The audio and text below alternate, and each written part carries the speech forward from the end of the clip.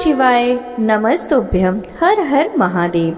हर जीवन में कोई ना कोई पीड़ा, कोई बाधा, कोई मनोकामना अधूरी रह ही जाती है।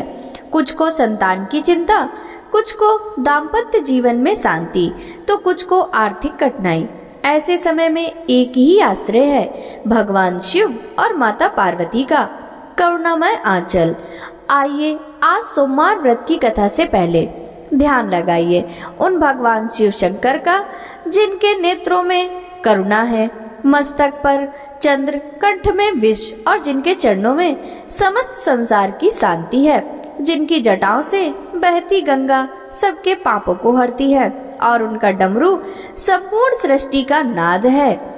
माता पार्वती जिनकी मुस्कान में ममता है, दृष्टि में वात्सल्य है और जिनके आशीर्वाद से जीवन में सौंदर्य, शक्ति और समर्पण का संचार होता है। वे हर स्त्री के भीतर शक्ति बनकर निवास करती हैं और हर घर को सुखद बना देती हैं। हे भोलेनाथ, हे माँ पार्वती, जो भी भक्त आज इस कथा को सुन रहे हैं उनकी जीवन की हर बाधा को दूर कीजिए। जिनके घर में अशांति है वहाँ समर्पण और प्रेम दे, जिनके मन में चिंता है वह संतुलन और विश्वास दें। जिनकी कोई मनोकामना अधूरी है उसे आप अपनी कृपा से पूर्ण करें, क्योंकि आपके स्मरण से ही दुख मिटते हैं और आपकी कृपा से ही जीवन सरल होता है। हम सभी आपके चरणों में शीश झुकाकर आज सोमवार व्रत की कथा, यह पावन कथा सुनते हैं। पौराणिक कथा के अनुसार एक बार की बात है, एक शहर में साहूकार रहता था। उनके घर में पैसों की कोई कमी नहीं थी, लेकिन उनकी कोई संतान नहीं थी, जिससे वे बहुत दुखी रहते थे। पुत्र प्राप्ति के लिए वे प्रत्येक सोमवार का व्रत रखते थे और शिव मंदिर में जाकर पूरी श्रद्धा से भगवान शिव और पार्वती जी की पूजा करते थे। उनकी भक्ति देखकर एक दिन माता पार्वती प्रसन्न हुई और उन्होंने भगवान शिव से उस साहूकार की इच्छा पूरी करने का अनुरोध किया। पार्वती की इच्छा सुनकर भगवान शिव ने कहा कि हे पार्वती, इस दुनिया में हर प्राणी को उसके कर्मों का फल मिलता है और उसके भाग्य में जो कुछ भी है उसे भुगतना पड़ता है। लेकिन पार्वती जी ने साहूकार की भक्ति का सम्मान करने के लिए उसकी इच्छाओं को पूरा करने की इच्छा व्यक्त की। माता पार्वती के अनुरोध पर शिव ने साहूकार को पुत्र प्राप्त करने का वरदान दिया, लेकिन साथ ही यह भी कहा उसके बच्चे की उम्र केवल 16 वर्ष की होगी। साहूकार माता पार्वती और भगवान शिव की बातचीत सुन रहा था। वह इससे न तो खुश था और न ही दुखी। वह पहले की तरह शिव पूजा करता रहा। कुछ समय बाद साहूकार के एक पुत्र का जन्म हुआ। जब बालक 15 वर्ष का हुआ तो उसे पढ़ने के लिए काशी भेज दिया। साहूकार ने बेटे के मामा को बुलवाकर ढेर सारा पैसा दिया और कहा कि वह इस बच्चे को शिक्षा प्राप्त करने के लिए काशी ले जाए और रास्ते में यज्ञ करे। जहाँ कहीं भी यज्ञ किया जाता है वहाँ ब्राह्मणों को भोजन करवाकर दक्षिणा दी जाती है। इसी प्रकार दोनों मामा भांजे यज्ञ करके और ब्राह्मणों को दान दक्षिणा देकर काशी की ओर चले गए। रात के समय एक नगर था जहाँ नगर के राजा की पुत्री का विवाह हो रहा था, लेकिन जिस राजकुमार से वह शादी करने वाली थी वह अंधा था। राजकुमार ने इस तथ्य को छिपाने की एक योजना के बारे में सोचा कि बेटे की एक आंख नहीं है। साहूकार के बेटे को देखकर उसके मन में एक विचार आया। उसने सोचा क्यों न इस लड़के को दूल्हा बनाकर राजकुमारी से शादी करा दी जाए। शादी के बाद मैं इसे पैसे के साथ भेज दूंगा और राजकुमारी को अपने शहर ले जाऊंगा।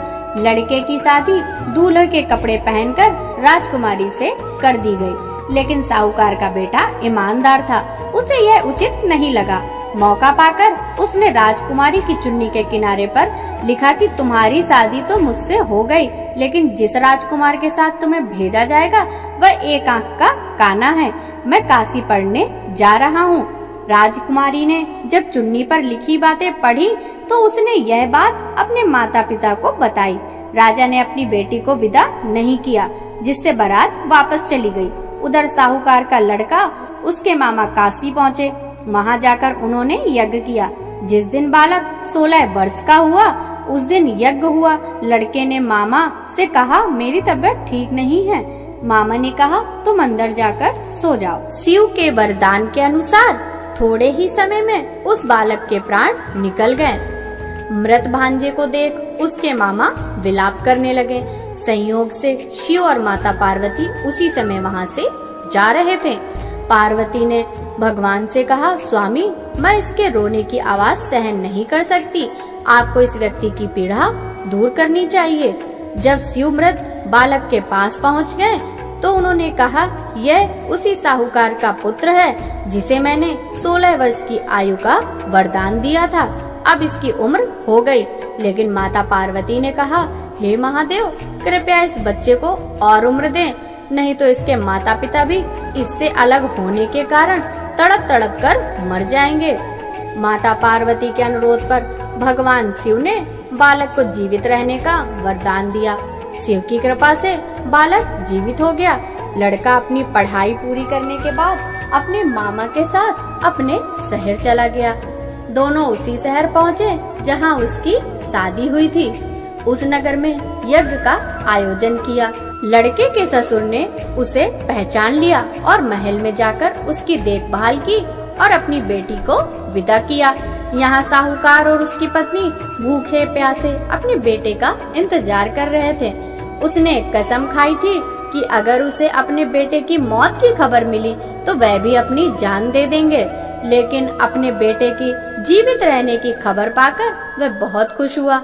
उसी रात भगवान शिव ने व्यापारी के सपने में आकर कहा, हे श्रेष्ठी, मैंने सोमवार का व्रत करके व्रत कथा सुनकर प्रसन्न होकर आपके पुत्र को लंबी आयु दी। इसी प्रकार जो भी सोमवार का व्रत रखता है या कथा को सुनता और पढ़ता है उसके सभी दुख दूर हो जाते हैं और उसकी सभी मनोकामनाएं पूर्ण होती हैं। बोलिए श्री शंकर भगवान की जय, माता पार्वती की जय। अब हम सभी भगवान शिव और माता पार्वती जी से प्रार्थना करते हैं, हे नीलकंठ महादेव, अगर इस व्रत में, पूजन में या कथा श्रवण करने में हमसे कोई भी त्रुटि, कोई भी भूल या अशुद्धता हुई हो तो कृपया उसे अपनी करुणा से क्षमा करें और हमारे जीवन में अज्ञान का अंधकार दूर करें और ज्ञान, भक्ति, शक्ति और शांति का प्रकाश भरें।